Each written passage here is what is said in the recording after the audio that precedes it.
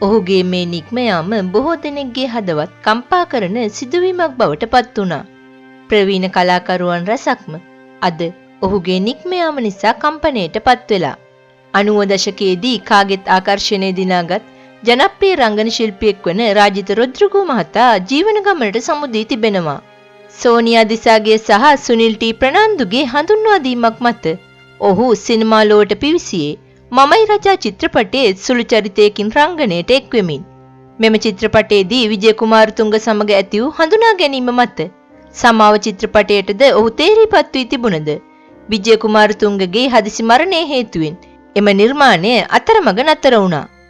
ඉන්පසු ඔහු ප්‍රථම වරට සහාය චරිතයක් රඟපෑවේ චණ්ඩි රජා චිත්‍රපටයේ වෛද්‍යවරයෙක් ලෙසින්.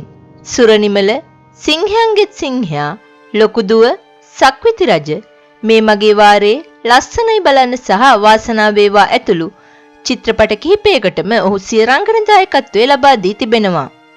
ටෙලිනාට්‍ය ශාස්ත්‍රයෙන්ද ඔහු ජනප්‍රියත්වයට පත් වූයේ බර්ට්‍රම් නිහාල්ගේ ගම්පෙරළිය ටෙලිනාට්‍යයේ තිස්සගේ මිතුරා ලෙස කළ රංගනය හේතුවෙන්.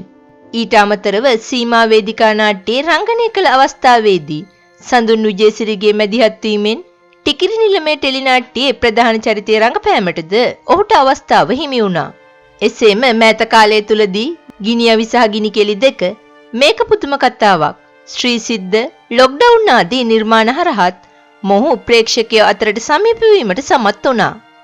රිදී තිරය හරහා කාගෙත් ආකර්ෂණය දිනාගත් මෙම් ප්‍රවීණ රංගන ශිල්පියා ජනප්‍රිය චරිත රැසකින්ම රසික සිත් තුළ මතකයේ රැඳෙනවා. රාජිත රොද්රිගෝ මහතා විවාහ වූයේ සමකාලීන ජනප්‍රිය ටෙලිනාට්‍ය නිලියක වූ ශෂි රොද්රිගෝ මහත්මිය සමගයි. ඔහු දෙදරුපියෙක් වන අතර ඔහුට දියණියෙක් සහ ආදරණීය පුතෙක් සිටිනවා. ඉතින් එදා සිට අද දක්වාම රසික ආදරය දිනාගෙන හදිසියෙම දිවි ගමනට සමුදුන් මේ ආදරණීය කලාකරුවා නිවන් සුව ලැබේවායි අපි ප්‍රාර්ථනා කර සිටිමු.